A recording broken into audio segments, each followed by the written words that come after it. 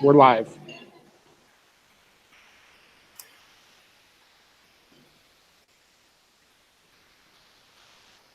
All right. Hello, everybody. It's Thursday, the 11th, and this is the weekly dev meeting for Backdrop. So let's start off. Sorry, I have some feedback. 11th. This is the weekly dev meeting for Backdrop. Oh. All right. So let's start off. Sorry, I have some feedback. 11th. I hope that I'll do a good job filling in the shoes for Nate and Zen. So let's start off with there's no updates from the PMC yet, but there are many issues in the queue to be decided, and I see issues about making a statement about the end of life of Backdrop 1.0, which is way ahead in the future, but we haven't made a clear decision of when, date-wise, or how should I put it, what will be the event that would sort of like signify the start of Backdrop 2.0. There's a decision with a vote passed about adding security team to our principles. I think this has been done, so nothing new there. Community-wise, there is no new contributors this week, but we had a couple of applications. Initial review has been done, planning for the maintainers to fix some minor issues, and maybe we'll have good news next week. With regards to contributed projects, we have quite a few new projects. We have the Tatsu theme by Tim.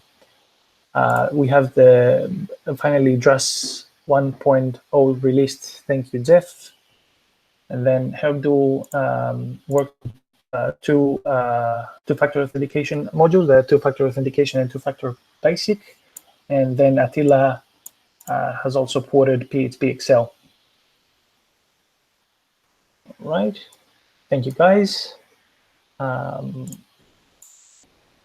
website-related tasks.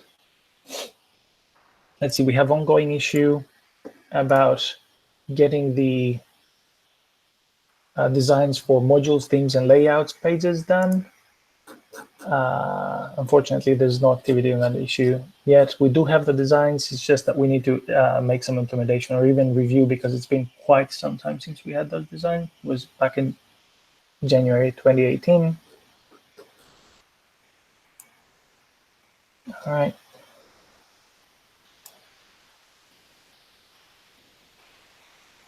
Let's see from the previous meeting.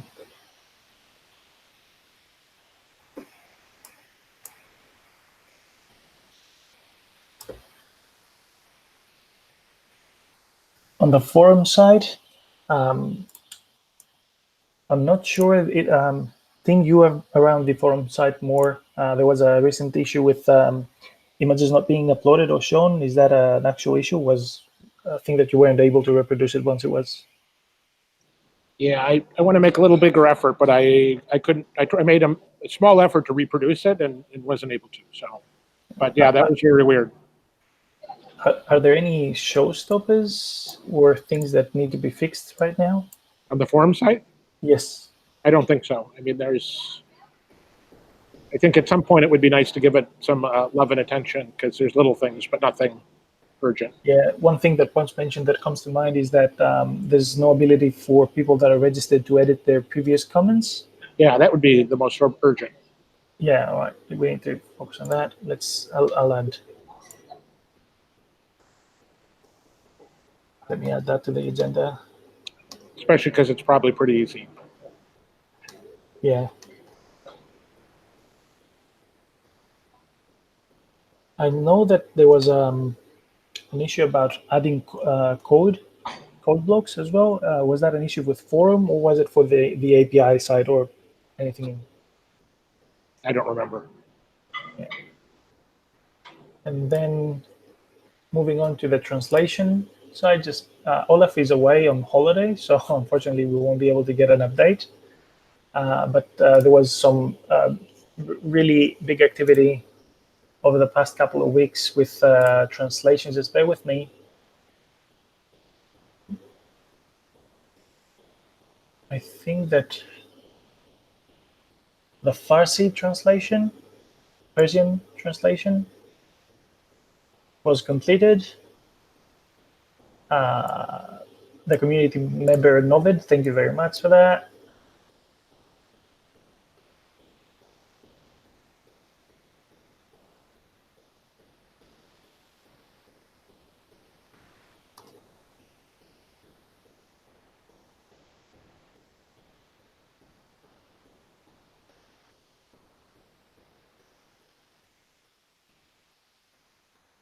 All right, and that's it for the website-related tasks.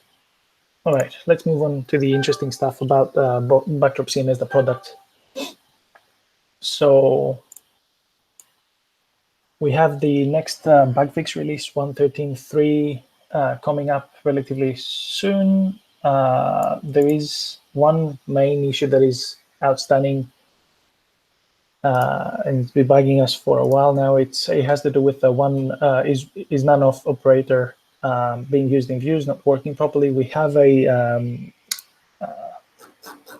pull request that was working. The respective pull request for views 7.x was not working for us, and then Zen filed a separate one.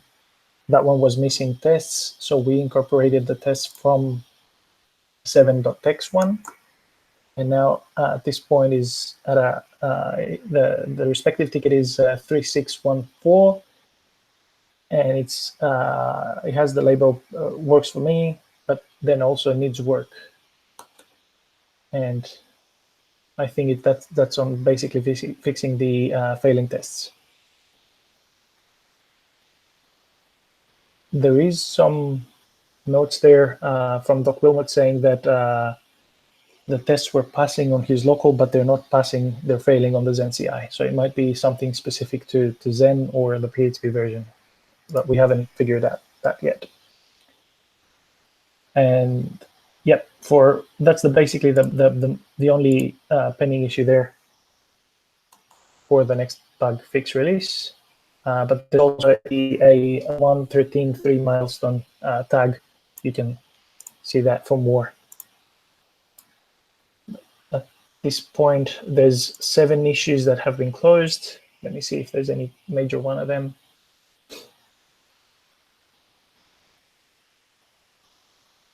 It's just small fixes here and there, usability fixes, nothing major.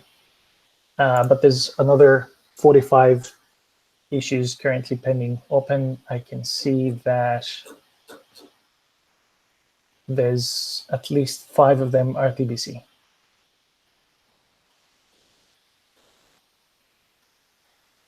Six, actually.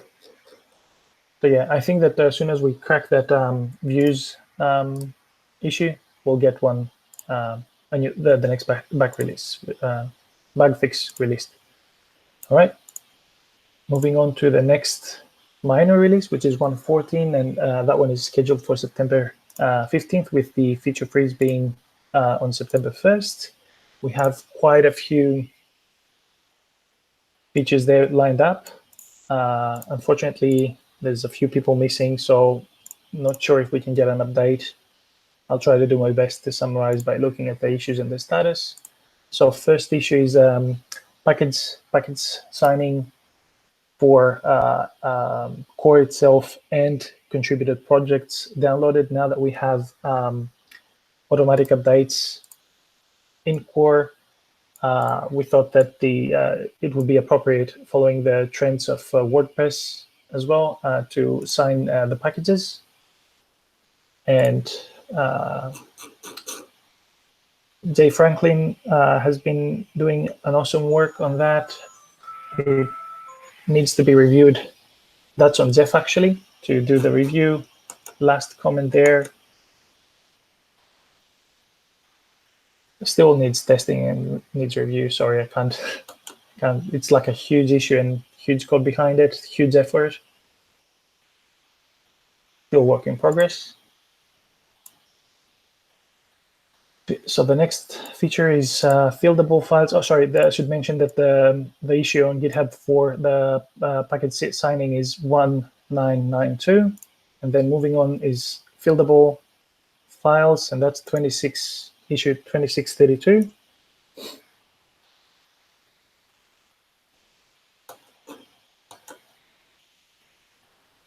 this is currently set at needs work.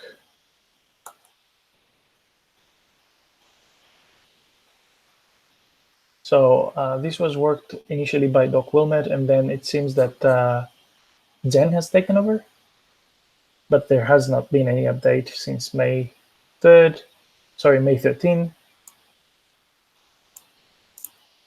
Let's leave it at needs work. Then there's issue 2568, which is the introduction of support of trusted host patterns. This is something that was new for D8. And it's there's currently also an issue in D.org to backport that to D7. So the way that D8 implemented that is that it sort of like it stops the installation, the installer from working if trusted host patterns have not been specified. And for existing installations, it will throw a white screen with saying something along the lines that this domain is not authorized for this website. We have taken a less intrusive approach in Backdrop where we support, allow people to specify trusted host patterns. And the most that we do is just throw a warning in the status page, in the site status page, but we do not prevent the installer or stop the site from working if that is not set. In other words, we support it, but do not enforce it. That is currently sitting in needs review. It's been there for a while,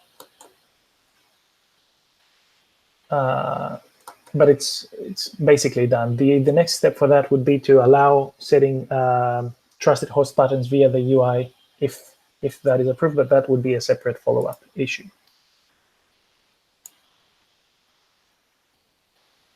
And then the next ticket is 3755, and that's configurable layout templates. Amazing work being done then by Doc Wilmette. Most of the points have been addressed. We could use more testing there to flesh out any issues pending, but all the boxes, the check boxes on the to-do list have been checked. Not all of them, but yeah, like 95% of that done. Next step, Doc Wilmette mentioned, is start writing tests. We have 2 months ahead of us, so it should be enough to finish that off. There were many ideas for improving that, and yeah, there will be, I'm sure, follow-up issues. Sorry, I think you wanted to say something? Yeah, I have a question about that one, because it's my understanding that we need a new sandbox. What has to happen to create that to happen? In one of Doc Wilmotte's last comments, he said we need to regenerate the sandbox, and it hasn't happened. I think he's done that. Oh yes, he mentioned that there was a big rewrite. So I think that core committers, Jeff, will you be able to help with that? Just close and restart get the fresh sandbox going for that pull request.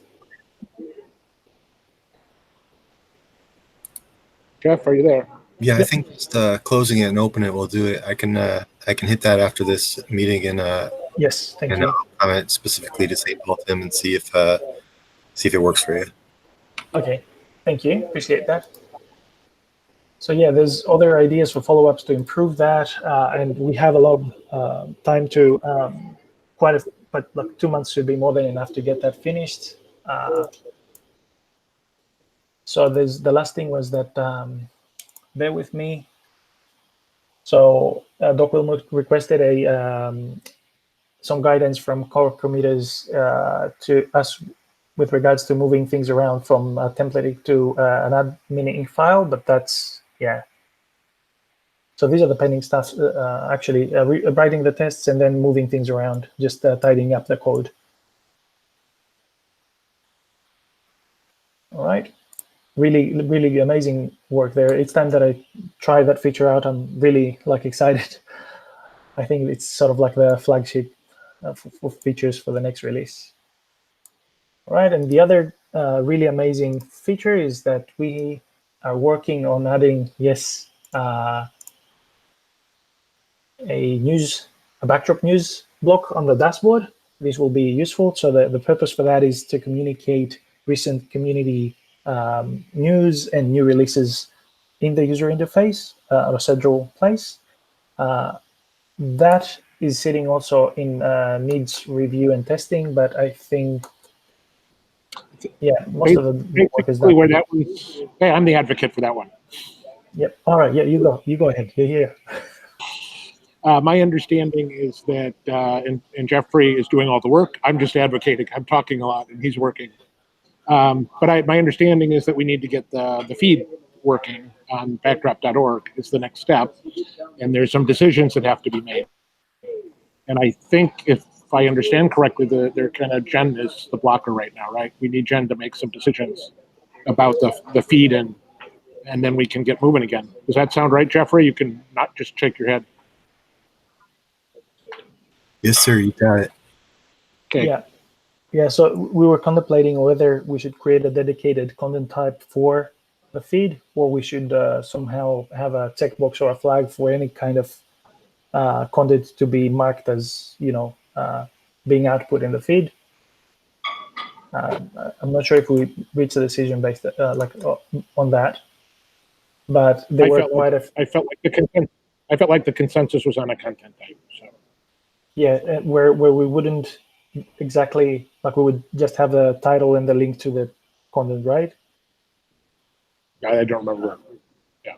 I mean, Yeah, so I think it's a title, a link, and a short.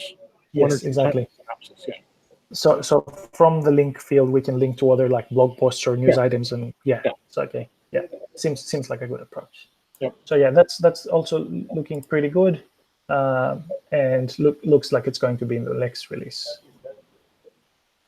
The So other we have flagship feature. the other one. Yes, there's other awesome ones. Like there's always in the backlog. As I said, I have a couple of weeks of vacation coming up, and there's always a thing that was on the list about getting Safe Draft into Core, which would streamline the content authoring experience when it comes to just changing, what do they call it, workflows in D7 and 8. Yeah. But that's not officially in the agenda. One of the other issues needs to be finished. The feature needs to be finalized and merged into Core, and then we can focus on adding more. So these are basically the main features for 1.14, which is, as I said, coming on September 15th. There is a milestone also for that on Gitter 1.14. Let's quickly see what's the status for that. Yeah, there's 7 items there currently. None of them is actually done. They're all open. And then we do have an item for 1.15, which will be coming on January 15th, 2020. But currently we haven't decided on any milestones. There's not, on any issues on that. And that's it.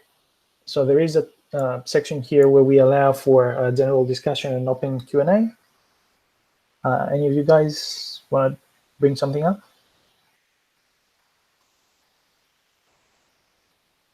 You're muted. Sorry, you're muted.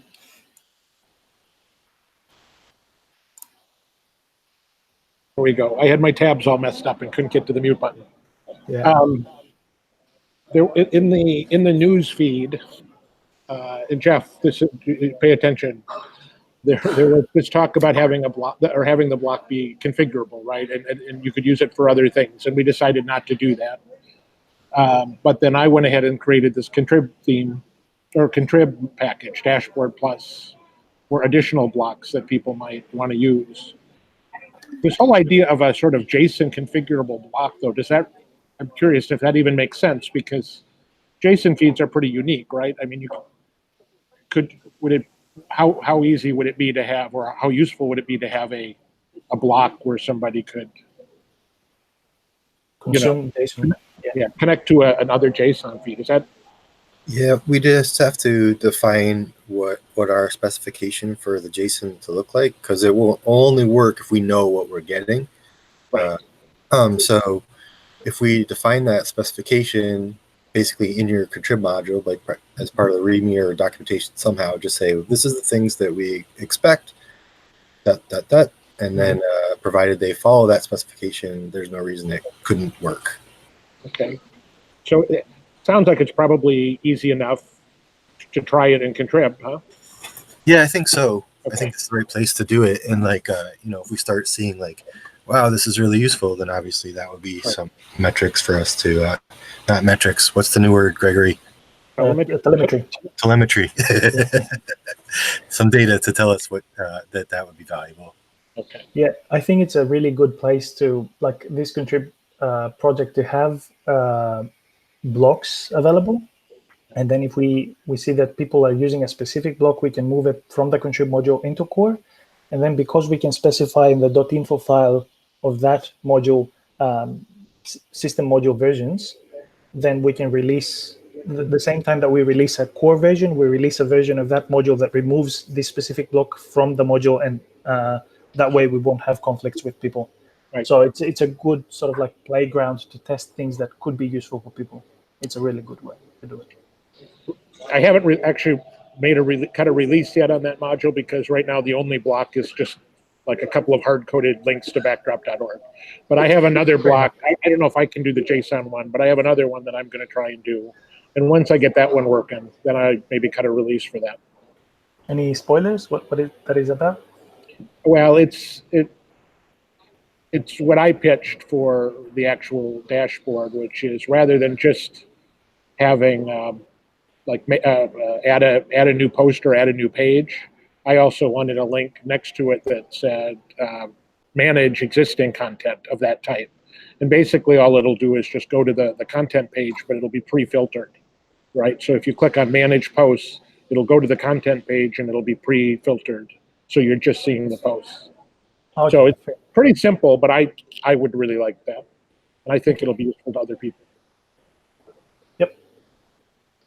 I'm wondering if instead of creating new blocks, you can hook on the existing blocks and extend their functionality. Because maybe. Yeah. But it would make it harder to merge things after. Harder. Sorry. Not harder, a bit more elaborate, I would say. But yeah, I'm really excited about that. It's a playground for adding new, blocks for the dashboard, making it more useful for people. Sure. So there was a discussion that I want to bring up.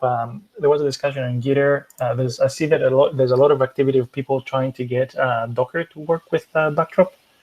And I'm not sure that I got most of the discussion that was happening there between Paul and what is the name of the other person? Sorry, I'm just looking through the queue now. And Tom. So I know that there's efforts to do that, like get Docker and Composer working. And Jeff, do we have like an official sort of like repo that is under the Backdrop Ops umbrella? Or Yep. Yeah. There's the Docker image is backdrop ops / backdrop - Docker, and I guess that one doesn't.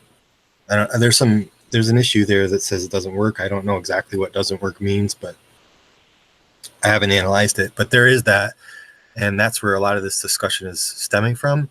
And then there's Drupal's version of that, which is that's under his personal repo, which I guess works pretty well. I spun that up really quickly one time, and it worked for me. Yep. The Composer upstream is backdrop ops / backdrop - Composer. So we got that going, which can help with these Docker things when they're trying to pull Backdrop in. It's a way for them to do it with dependencies. Is the work that you have done on the official one and Paul's different? And can Paul sort of like contribute by making pull tests? Can we merge it? He can. I think his target is different than what the origination of the original backdrop - Docker image was an image that Calabox could pull in and use. And Calabox is going to be deprecated very soon. And Lando is its successor, and it's just not using that image. So So like that use case is kind of gone. That doesn't mean there aren't other use cases for this image. But for example, the Tom and Paul have two other use cases. So they're making their own things that satisfy their use case. So part of it is just like what are we trying to provide with this image? Yeah, so if we have a single image, does that make it purpose specific, like you mentioned, specific for Colorbox, and then Paul is making something specific for his needs? Is there any common ground where we can sort of like have a generic thing and then people can fork off of that? Or it's a matter of defining what the purpose of this thing is and getting the people that are collaborating on it to agree to that, so that we know what our direction in the collaboration is. Because right now there's just the kind of purpose of Backdrop-Docker is not really to do anything. It's to provide an image that has the things that a server that can run Backdrop. Okay. And then these other things put wrappers around it to do their bidding, and that's what the purpose of it. Okay. As I understand it. So we need to like come to some consensus on that. Is there any issue specific? Is there any issue specific for that discussion that is going on?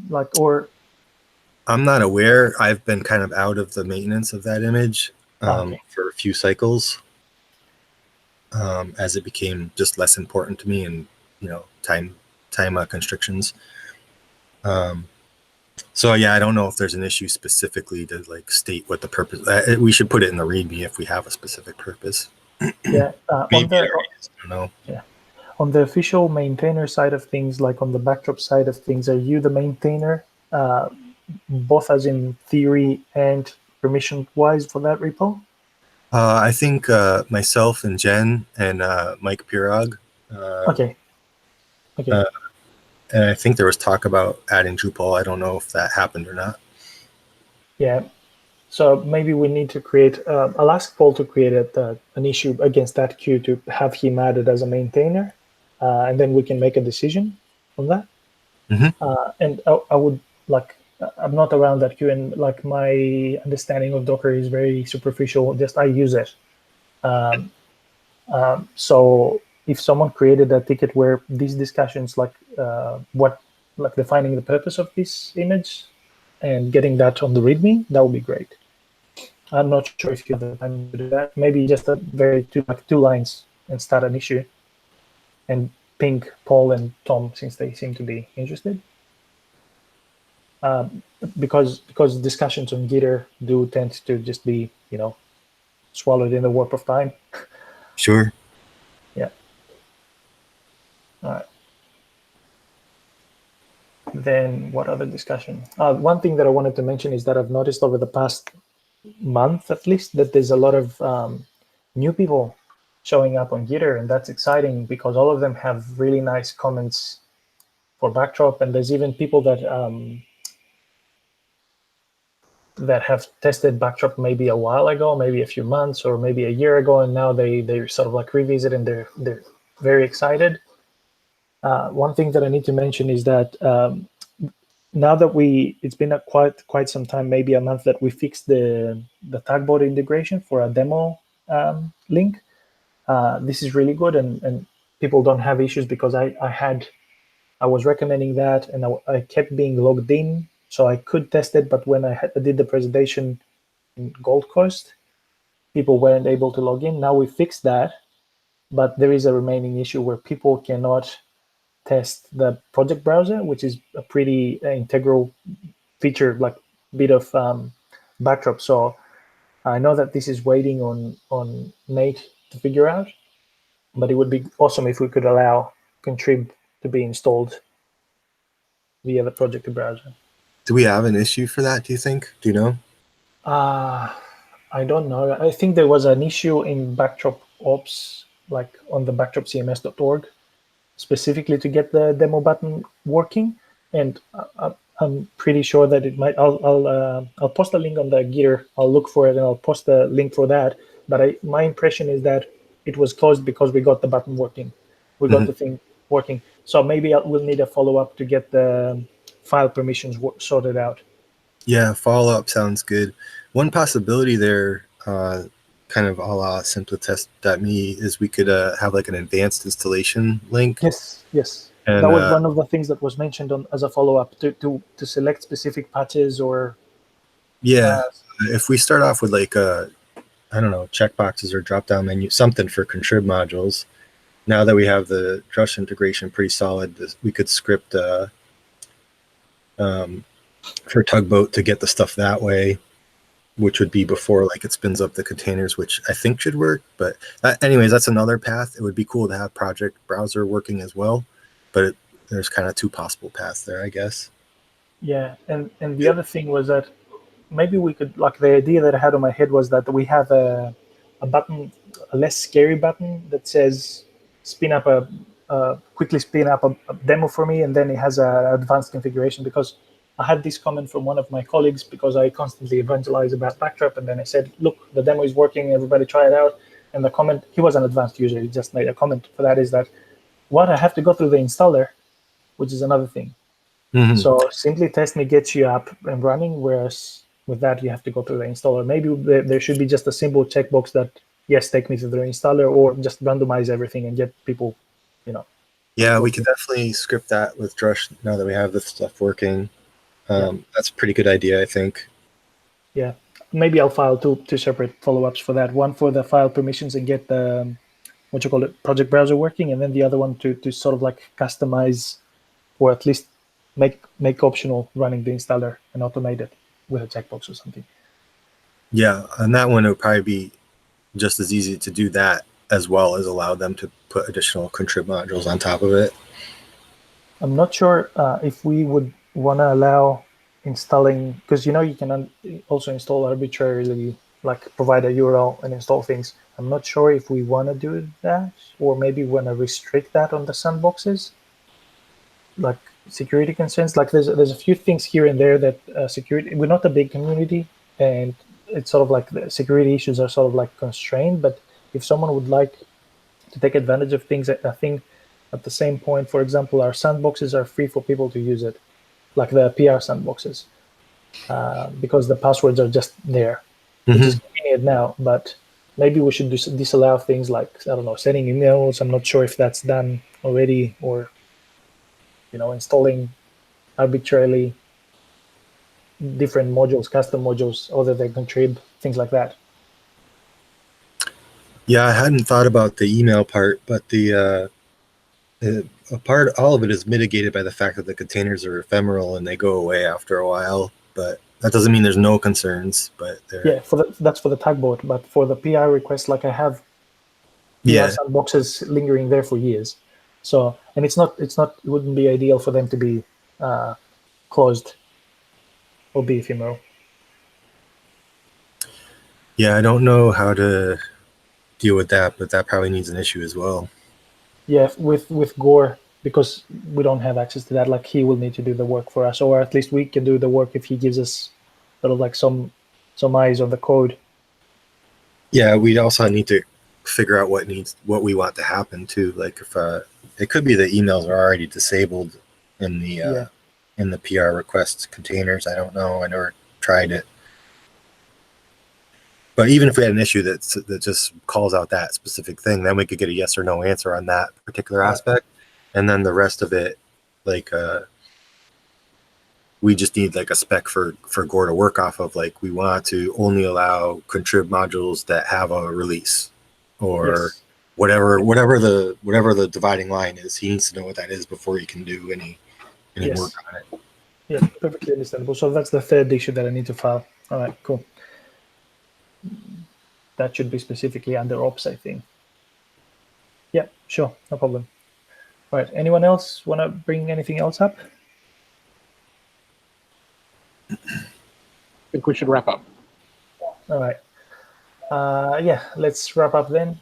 I would can I just do one thing though? I'm glad that we went ahead and had a meeting without Jen and Nate, just to prove that we can. You guys maybe have done this before, but I haven't. So. Yeah, I think we've done it another one time, but still, it's good to. I think that it would feel good for Jen as well, not to feel obligated, Yeah. That's my point. She does a way better job because she has a lot of practice, obviously, but yeah, we'll get better. Well, we need to have that skill set, right? We can't Yes. like panic when she's not around. Yeah, cool. I think we did good, decently. Yeah. All right. Thanks everybody for joining. All right. Goodbye. See you next week.